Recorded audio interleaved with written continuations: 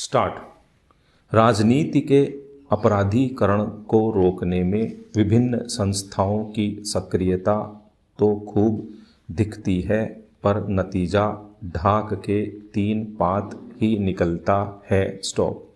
इसी कारण संसद और विधानसभाओं में हर चुनाव के बाद आपराधिक छवि के नेताओं की संख्या बढ़ जाती है। स्टॉप। आपराधिक पृष्ठभूमि वाले सांसदों, विधायकों के खिलाफ चल रहे मामलों की सुनवाई पूरी करने और फैसले तक पहुंचने में ऐसा लगता है किसी को कोई जल्दी नहीं है। स्टॉप। तभी तो सुप्रीम कोर्ट भी हैरान है कि 15 से 20 साल से ऐसे मामलों की जांच ही चल रही है। स्टॉप। प्रवर्तन निदेशालय ईडी हो या केंद्रीय जांच ब्यूरो सीबीआई, किसी ने जनप्रतिनिधियों के खिलाफ जांच में तेजी लाने में कोई रुचि नहीं दिखाई। स्टॉप। यदि जांच पूरी हो भी गई तो ऐसे राजनेताओं को सजा दिलाने का प्रयास नहीं किया गया। स्टॉप। पैरा। कानूनी जटिलताओं या अदालती दिक्कतों का फ़ायदा उठाते हुए राजनेताओं को जैसे अभय दान दे दिया गया है। स्टॉप। बुधवार को प्रधान न्यायाधीश ने इस ओर ध्यान दिलाया कि कैसे कुछ मामलों में जांच पूरी होने के बावजूद चार्जशीट दाखिल नहीं की गई, सिर्फ संपत्ति कुर्क करके छोड़ दिया गया। स्टॉप। अपनी सफाई में केंद्र सरकार का यह कह देना कि विदेशों से जानकारी हासिल करने में देर तो होती ही है, ऐसे मामलों में उसका रवैया दर्शाता है। स्टॉप। हालांकि सुप्रीम कोर्ट लगातार इस मुद्दे पर सख्त रहा है। स्टॉप। शीर्ष अदालत की सक्रियता का ही नतीजा है कि चुनाव आयोग को कई ऐसे प्रावधान करने पड़े हैं जिनसे आपराधिक छवि वाले नेताओं की हकीकत से जनता वाकिफ हो रही है। स्टॉप। कुछ मामलों में उन्हें हार का सामना भी करना पड़ा है, लेकिन इसे काफ़ी नहीं माना जा सकता, क्योंकि राजनीति में अपराधियों का आना रुक नहीं रहा है और हर दल को वही प्रत्याशी पसंद है जो जीतने का मादा रखता हो। स्टॉप। मूल्य ताक पर रखे जा रहे हैं। स्टॉप।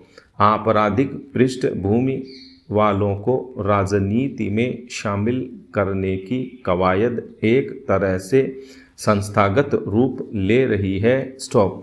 एक खास पैटर्न दिखाता है कि आपराधिक मामलों की सुनवाई को यथासंभव लटकाए रखा जाए, क्योंकि कानून के अनुसार सजा मिलने के बाद ही किसी को चुनाव लड़ने से वंचित किया जा सकता है। स्टॉप। पैरा। अदालतों के पास पहले से लंबित मामलों की लंबी फेहरिस्त होना भी एक वजह है। स्टॉप। प्रधान न्यायाधीश ने भी अदालतों में जजों की कमी का हवाला देकर अपनी मजबूरी जाहिर की है। स्टॉप। जाहिर है कि जजों की नियुक्ति सरकारों के हाथ में है। स्टॉप।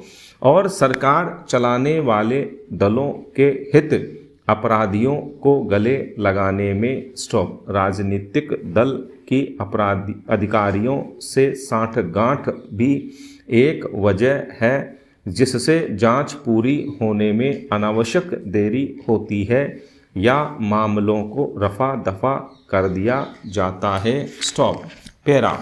संविधान निर्माताओं ने भारतीय समाज में मौजूद सामाजिक और आर्थिक असमानता के उन्मूलन के लिए आरक्षण का संवैधानिक प्रावधान करके सुरक्षात्मक उपायों की परिकल्पना की थी। स्टॉप। दुख की बात है कि पिछले 7 दशकों से ज़्यादा समय में आरक्षण राजनीतिक मुद्दा बन गया है। स्टॉप। दलितों और आदिवासी समुदायों के लिए आरक्षण कायम है, क्योंकि बड़ी संख्या में दलित और आदिवासी अब भी सामाजिक रूप से शोषित हैं। स्टॉप। 1990 के दशक की शुरुआत में वीपी सिंह की अगुवाई वाली राष्ट्रीय मोर्चे की सरकार ने मंडल आयोग की रिपोर्ट लागू कर ओबीसी के लिए भी आरक्षण विस्तारित किया। स्टॉप। ओबीसी को आरक्षण देने के बाद से ओबीसी की गिनती करने की मांग लगातार की जा रही है। स्टॉप। 2011 की जनगणना के समय यह मांग उठाई गई थी और 2021 में होने जा रही जनगणना में भी यही मांग उठी है। स्टॉप। जाति आधारित जनगणना के लिए जहां क्षेत्रीय दल एकजुट हैं और सरकार पर दबाव बना रहे हैं, तो वहीं भाजपा इससे हिचक रही है। स्टॉप। इस मुद्दे पर राय विभाजित प्रतीत होती है। स्टॉप।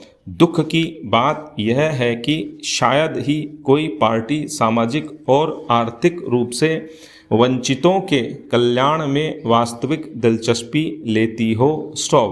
वोट बैंक की राजनीति ही इसके विरोध और समर्थन की महत्वपूर्ण वजह है। स्टॉप। पैरा।